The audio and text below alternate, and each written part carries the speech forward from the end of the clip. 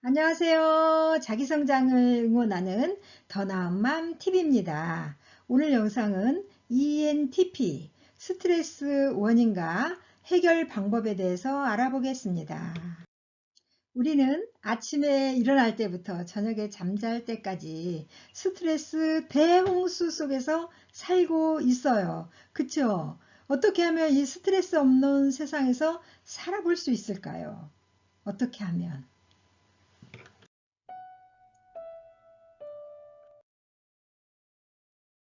자, 우리가 스트레스를 해결하기 위해서는 자기 자신 안에 있는 장점을 발견해야 되겠죠. 그래서 ENTP들은 주도적 발명가형입니다. 이분들은 풍부한 상상력을 발휘해서 어떤 새로운 일에 남들보다 먼저 시도하고 솔선수범하죠.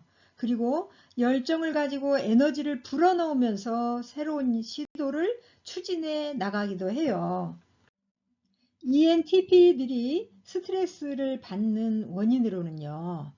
첫 번째, 다른 사람의 감정적 괴로움이나 자신의 문제에 초점을 맞춰야 될 때 스트레스를 받아요.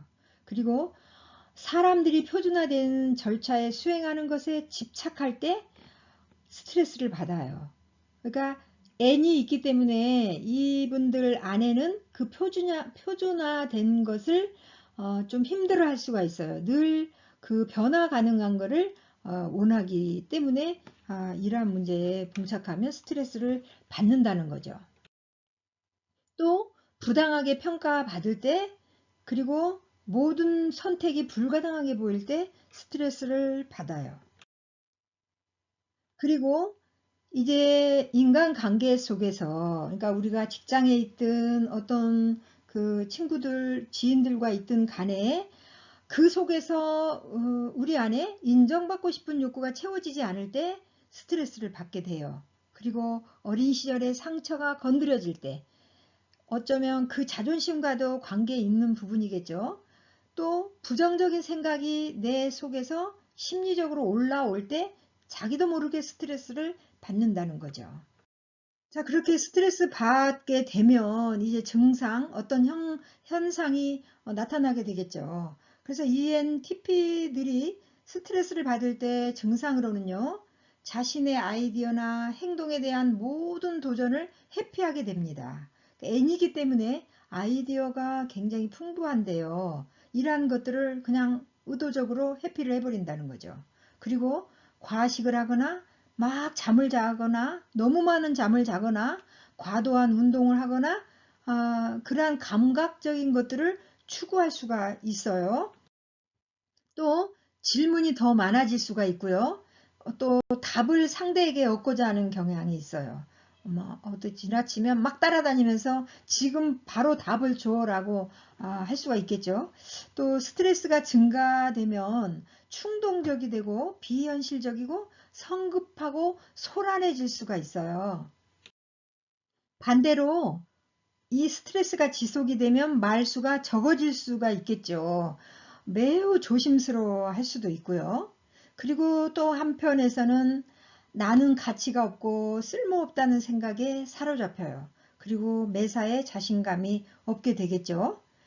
그리고 그 인정해주지 않는 그 부분으로 인해서 사랑하지 않는 것 같고 아무도 날 사랑하지 않는 것 같은 느낌으로 슬프고 외롭기도 합니다.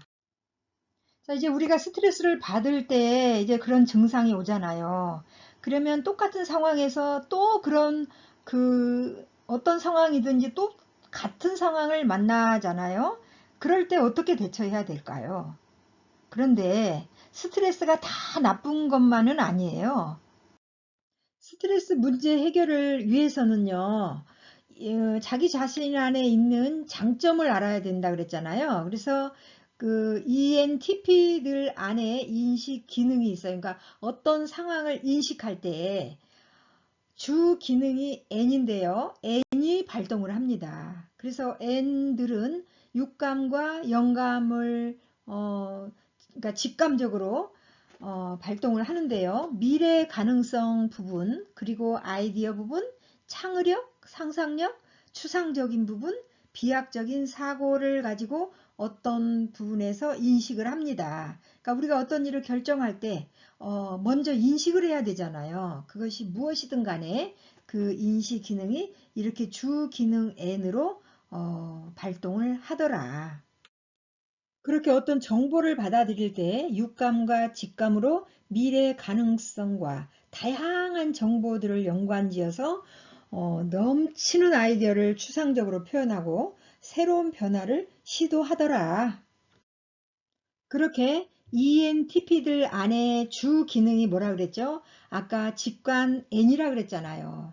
여기 제가 이렇게 표시를 해보겠습니다. 직관 N. 직관 N들은 큰 그림을 주목하더라. 그렇게 인식을 하더라. 그래서 그러한 부분들을 알아야, 자기 자신 안에 있는 장점을 알아야 이제 이 스트레스를 잘 헤쳐나갈 수 있다는 거죠. 그래서 그러면 이쪽에 사고와 T는 가끔 발동을 하더라. 그리고 ENTP 안에 없는 부분이 있어요. 그걸 열등 기능이라고 하는데 이쪽 감각과 감정 이 부분이 여기 ENTP들 안에는 없어요. 잘 없어요. 그래서 그럼 이 부분을 좀 잘 숙지를 해야 돼요. 그러니까 어떤 분들은 저에게 그래요. 아, 너무 어려워. 뭐 이렇게 이야기를 하는데요. 자세히 좀 들어보시면 이해가 될 수 있어요. 좀 반복해서 들을 필요도 있고요. 자, 조금 이해가 되셨는지 모르겠는데요. ENTP들 안에 주 기능이 여기 직관이라 그랬어요. 그래서 이 직관은 큰 그림을 주목하고 모든 것들을 인식을 하고 결정을 하고 판단을 하더라. 그죠? 그런데 이제 내게 있는 이 부분만을 가지고 계속 이것만 고집을 한다면 안 되겠죠. 그래서 우리 안에 있는 우리 잠재의식 안에 심리적인 잠재의식 안에 숨어있는 이 감각 기능을 좀 끌어올릴 필요가 있는 거죠. 여기 감각 기능은 중요한 키워드가 지금 여기 그리고 구체적이고 실용적이고 현실적이고 사실적이고 이 부분에 초점을 맞추거든요. 그래서 여기 직관만 너무 막 내세우지 말고 내 안에 있는 없는 부분을 좀 이렇게 발전시킬 필요가 있다는 거죠. 그래서 육하 원칙을 좀 생각해 보고요. 그러니까 N 안에 그러니까 큰 그림을 그리고 또 뜬구름을 잡는 그러한 성향이 있단 말이에요. 그래서 그것들 때문에 인간 관계에서 그것들을 인정해주지 않은 것들로 내가 스트레스를 받더라. 그러면 반대편의 입장에서 내가 좀 생각해 보자 이거죠. 그래서 여기 없는 열등의식 속의 이 부분은 반대라고 생각하시면 돼요. 그래서 이 부분 육하원칙 누가 언제 어디서 무엇을 어떻게 왜 이러한 부분으로 객관적으로 한번 생각해 보자. 이 문제 내가 스트레스 받는 이 문제로 인해서 객관적으로 생각해 보자. 그리고 객관적으로 이 사실이 정말 스트레스 받을 일인가 좀 생각해 보고요. 그리고 이 상황은 내 과거와 어떤 관련이 있을까? 제가 아까 그랬죠. 어린 시절에 상처가 올라와서 스트레스를 받을 때가 있다고 그랬잖아요. 그래서 그 부분을 좀 생각해 보고 또 내가 지금 스트레스 받는 이것 때문에 손해보는 부분 재정적이나 감정적인 부분으로 지불해야 할 대가가 뭘까? 그래서 이 부분은 여기 이 S 부분에서 이렇게 꼼꼼하게 들여다볼 수 있는 부분이라는 거죠. 그래서 내 안에 없는 부분을 객관적으로 좀 이렇게 바라보자. 이 부분인 거죠.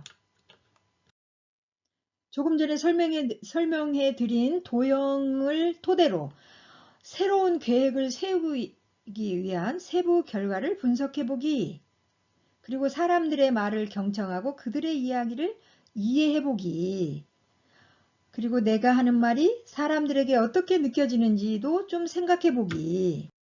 다른 사람의 말을 잘 이해하지 못하고 자신이 답을 준 것에 대해서 생각해 보기. 이해가 되시는지 모르겠네요. 새로운 기회를 마련하기 위해 버려야 할 것을 정하기. 그리고 우리 안에 잘못된 생각을 바꾸기. 이걸 뭐냐면요. 어린 시절에 우리가 상처를 경험하고 살잖아요. 그렇게 상처를 경험할 때 우리 안에 잘못된 생각들이 막 들어오는 거죠. 그래서 그 잘못된 생각이 성인이 되어서도 막 발동을 해요. 그러면 그 잘못된 생각이 올라오면서 막 화가 나고 짜증나고 막 외롭고 슬프고 이러한 스트레스를 받게 되는데요. 그 잘못된 생각을 찾아서 긍정적인 생각으로 바꾸게 되면 부정적인 감정이 긍정적인 감정으로 바꿔지게 돼요. 그리고 ENTP들 안에 N이 있잖아요. 그래서 아이디어가 막 풍성해서 아이디어가 막 샘솟아요. 그러면 그 아이디어를 가지고 사람들에게 막 이야기를 해요. 그럴 때 이제 나와 다른 성향들은 그 이야기를 들으면서 야, 그게 현실적으로 맞다고 생각하니? 그거 아니야 라고 하면서 막 반대를 하잖아요. 그러면 또 그것 때문에 스트레스를 받게 되잖아요. 그럴 때, 아, 저 사람 생각과 나의 생각은 저 사람의 능력과 흥미가 나와 틀린 게 아니라 다르구나 라고 빨리 인정해버리면 스트레스를 덜 받는데요.